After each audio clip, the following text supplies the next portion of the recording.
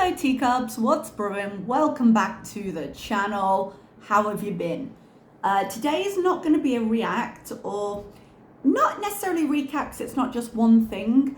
I've been having trouble keeping up with her this week. I've looked at her, I've followed Pulpy a little bit, I've done some clip shows, I've done some of her streams directly.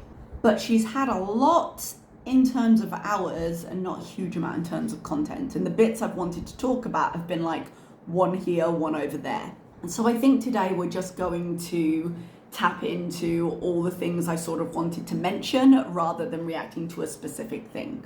I know I wanted to come back to reacting a little more frequently, but I've been so tired this week. I had a long weekend last weekend and I didn't think this week would be that bad. Because, you know, it's a short week and no, it's been that bad. I can't believe, well, I can, it's the beginning of term. I can't believe I'm saying it, but I think I might be getting sick again. Nothing's developed yet, but I've got a mouth ulcer right there, which tends to only happen when my immune system is down, and I've been super, super tired. So I've been sleeping really early and long and still being tired when I woke up. So I decided just to embrace sleep. I'm taking multivitamins and I'm hoping that things don't escalate. I should probably start subsiding on something other than coffee, but you know, there are limits to what we can do. So let's have a little talk about Foodie. She's in a bit of a conundrum right now. Let's not quite get there yet. We know she rage quit and then was back within a few hours. I talked about that in my last react. Also about the dinner for 18 people. That topic came and went very quickly, didn't it? I had a ton of people in my comments being like, you really believe she's doing this? I was like, let me live and let me enjoy the thought. Let me be absolutely horrified by the thought, more likely. So it probably didn't happen, but if it did happen, I think it maybe was so awful that she couldn't talk about it. She claimed she made poutine and meatloaf, which, that is a choice to serve other people. She also clickbaited, and she's been clickbaiting a lot recently, but clickbaited falling in the shower again, which I thought was going to be her excuse to get out of doing this. But no, apparently it happened, and she didn't take a single picture because people were helping her. And I was like, people have helped you before. You could have taken one picture for the community post. So either she didn't do it, or it was so awful she didn't dare leave evidence. But no guys, everyone loved it. Nothing to worry about, nothing suspicious here. So let's move on a little bit to, I've got literal handwritten notes here because I'm old school. Desperation and the fight with Salah. Now there's a few angles with this. There is a big push of people that are like, the fight was not real, which I completely understand. She literally mentioned in the beginning of the stream, I suppose I'd get viewers if I drummed up some drama and then picked a fight. So it could easily be the case that they had prearranged it, and then that is that. However, Foodie, and this becomes relevant in something she says later, isn't great at regulating her emotions. And if she started it for the drama, I feel like it took a step into something slightly too real. Because I feel like the things she said and the way he responded were very true to life, but I feel like she picked the fight deliberately. So let's talk about Salah and his situation here. We have talked about it before, but Salah is becoming more and more vocally dissatisfied with the fallout of Foodie's actions. Now, partly this is because of the consequences to him. It becomes a game of diminishing returns every time he has to deal with something for her, because she takes up so much space and so much energy, and I'm talking more mentally than physically here, that she's just hard work, and he's not really getting anything out of it. Now, because of their actions together, he has had to leave Kuwait. I don't think that was in his life plan. I think he intended to carry on with whatever arrangements he had in Kuwait. Clearly, the spotlight that was being shone on Foodie was lighting him up a little bit too much, in whatever way was causing a problem. Life is harder for him in the way she comes and goes, because she went to Qatar and because she wanted a break in the AC and with the room service. She gets sick and she's dramatic, so she has to go to find a hospital, she has to go to find a thing. Every need of hers is immediate and must be dealt with. And that's a lot of work for him because she is very dependent on him as much as she wouldn't want to admit it. And she has to be exhausting in how she is to talk to. We have seen her lose her temper, we have seen her whine, we've seen the way she's relentless in that. That must be a nightmare in real life, where you can't turn off the camera and be done with it. And that's where I say, when she started the fight, I think it went into real territory quite quickly, at least in how she was reacting, because the things she was saying online, I could see her saying offline. Doesn't make the fight itself real, but the emotions beneath them. I think in a general sense of who he is and how thin-skinned he is, I think she's more embarrassing to him now than she was in Kuwait. In Kuwait, she was still doing stuff online, and we saw how he tried to curb that and then gave up and embraced it and then tried to curb it in some ways again because there were eventual consequences for him. But they're around his family a hell of a lot more now. In Kuwait, she was pretty isolated at home. Self-isolated, that's the way she wanted it. But they had a much more convenient life in Kuwait. If she wanted to be home, he could go out and do whatever. They didn't have the hardship of life in Kuwait in the way they do in Syria. And the families and the communities seem to be a lot more close-knit. They seem to be in and out of each other's houses a lot. Just having to be part of society in more of a way is a lot harder for her, and she doesn't do well with faking a real human being. We've seen her try to do that. And you've got the added culture barrier and language barrier, so she has to rely on him harder. But when she does things that people in real life with no history or knowledge of her might think are strange, he also has to deal with that. And he's gonna be aware, more aware than she is, of what his family will find strange or not strange, what they'll think of her. And it seems like they're doing their best to be kind and to accommodate her, but it is accommodation, and it's a noticeable need on her part. And part of that whole situation of the fact that Foodie, although she didn't choose to go out much by herself in Kuwait, she had the ability, and here I feel like she wouldn't and shouldn't. They have got less escape from each other because when she goes out, she's not going out alone. So he's forced to engage with her a lot more than he did. It's not really leading to them knowing each other any better. Every time they have an interaction, it's like they're awkward strangers, but it's a lot more work for a lot less payoff in his side of things. I think the things she was saying to him about how, oh, I'm always nice to you, I never do anything, what are you in there? She believes in her head. I think the points she was bringing up in that fight are true to her, whether they're true or not. And he was just sitting there. He didn't really start the fire, you know? But he had absolutely no patience for it when it did, because he must have to listen to this a lot. She didn't have to start it on live. She chose to. And if it was going to happen, if it's something she wanted to be angry at him anyway, this gave her an out, because she can tell the chat, oh yeah, no, we're fine, and try and milk the drama like it can't be seen through. And she can tell Salah afterwards, if he's mad, they can kind of walk things back a little. Or in her mind, she thinks they can. No, babe, it was just for the drama. I just wanted to get some views. Her views have been in the toilet. Oh my God, her views have been down. People are really, really sick of her at the moment. And she's always gotten through that, and she's always recovered from that, but this seems noticeably harder than any of the other times. I'll get into that in a second, but the last bit on this topic I wanted to say, part of the fight was her going, oh, well, you got to talk to me, essentially that he should be communicating more.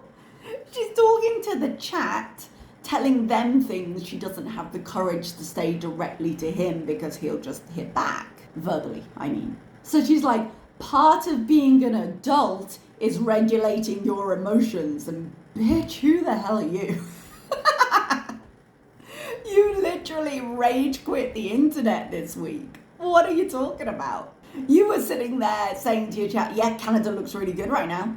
The emptiest of threats. You went to Canada. You couldn't afford a nice apartment. And I didn't really mind. I think her apartment was perfectly workable.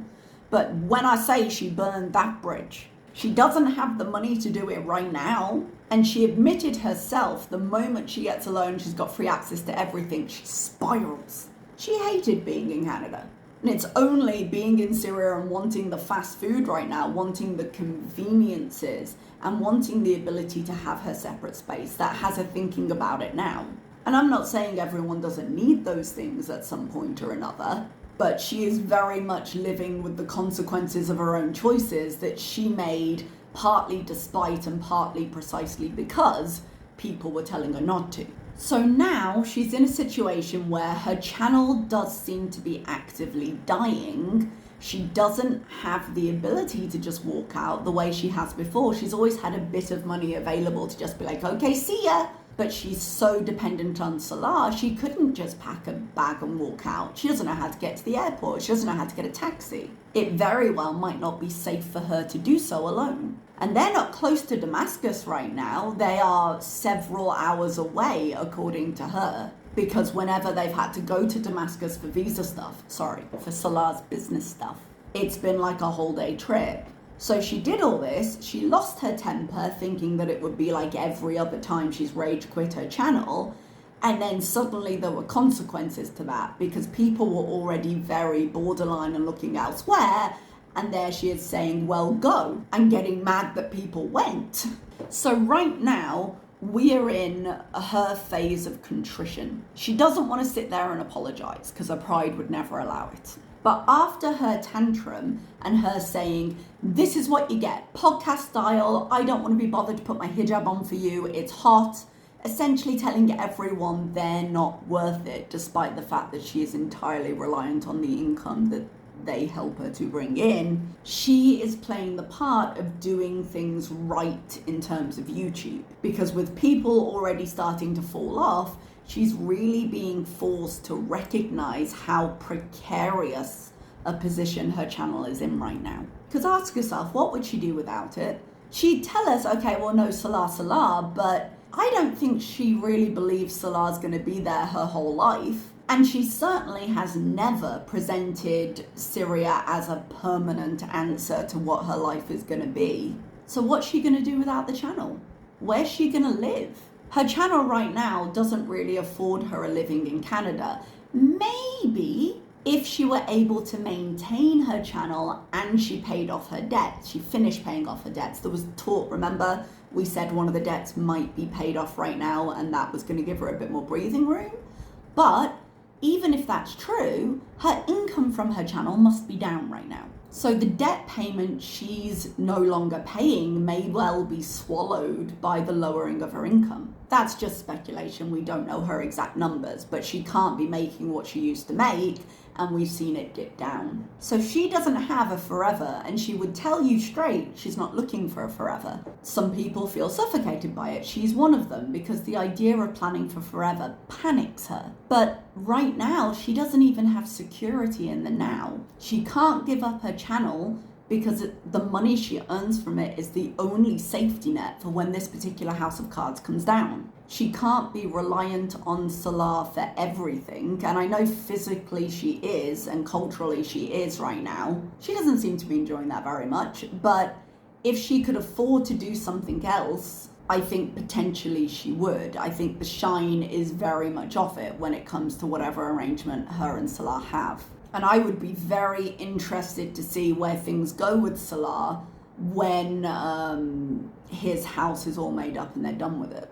Because remember, he told her not to come because he knew she'd hate it and he knew she'd be a burden. He wanted it set up first and she caused that problem. So what we're seeing now is her, and I've made this comparison before, like when a kid gets caught doing something really bad, so they're on their best behavior for a few days / weeks, depending on what they've done. Suddenly, despite the fact that she said, screw you all, this is all you get, she's now gone back to content that has historically worked for her. We've seen a couple of mukbangs in the last few days. She's still doing some off-camera podcasts. Her internet isn't very good, so maintaining video can be difficult, but she's gone back to doing videos with the camera on as well, because she tried to kind of stick to her guns and she just saw it in the views. She's been clickbaiting as hard as she possibly can in the titles to try and get people's attention, which will not last very long. People don't actually expect her to have done these things now, which is the danger of always clickbaiting. And you'll notice that the topics she's choosing to engage in are a lot more inflammatory. And that's to try and poke a response. It's to try and rustle up some outrage. So in her recent, I can't remember which one it was, I was listening to it before now, but in one of her recent lives, she was talking about the shooting that happened recently. She was talking about her views on abortion, on Gaza, like things that are very, very big topics that are going to invoke a reaction in the hope that people will be outraged enough to view her. And that's coming into my final topic here, which is, sorry, I was checking the time, it's 22 minutes, it's fine. That's coming into my final topic here, which is infamy versus fame. Because one thing we have seen recently is that Foodie's scam with Sasa is being picked up by some bigger channels and bigger formats, is that the right word? Organizations. There's been some bigger YouTube users dipping into it, rightly, wrongly, researched, whatever, she's a big topic. And I think I saw on Twitter that MSN in Germany had also done an article on her. Now, the first time around that Foodie's channel got some traction was when I think it was Reddit? Not Reddit, what did it used to be called? BuzzFeed. Sorry, forgetting names, I'm old. BuzzFeed picked her up, picked up her content, not her literally, that's not why it disappeared, of her discussing the Heaven's Gate cult while eating the cheese graveyard for Halloween. She got a boost in attention and subscribers, and she's never really had, not for a very long time at least, at the very beginning she was, but she's not had for a very long time a particularly positive audience. So her growing in infamy here might actually be useful for her, because one thing all this does, although it's hate watching essentially, although it will be people what she would consider disapproving people hate watching, I'm sure, it would be a serious topic that people would not like, it will be eyes on her channel. And that's only led to ultimate good for her in terms of her earnings.